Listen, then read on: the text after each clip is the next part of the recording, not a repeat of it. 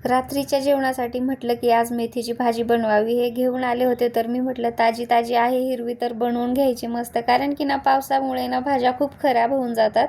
तेवढ्या टाटलं उवलं की गव्हाचं पीठही संपलंय तर पटकन ते पण गहू घेतले. आणि गहू हे चांगलेच आहे, याला काही चांगलं करत बसायची गरज नसते. आणि तसंच मी डब्यात बघून घेतलं कारण की खूप गडबड होती आणि खालीच दळतात तर तिथं दळून आणलं. वापस आल्यावर मग जो किराणा आणलेला होता ना तो भरून ठेवावं म्हटलं का, आणि जेवढं मला लागतं ना तेवढं मी या भरण्यामध्ये भरून ठेवत असते आणि बाकीचं टाकीमध्ये फुल भरून ठेवत असते.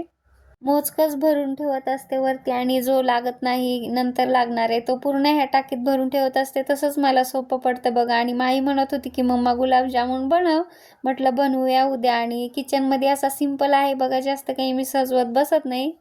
जे रोज उपयोगी पडतात आणि ते घ्यायसाठी मग पटकन तिथंच ठेवत असते बरण्यामध्ये. तर व्लॉग आवडले सबस्क्राईब करा, लाईक करा आणि भेटूया पुन्हा. बाय.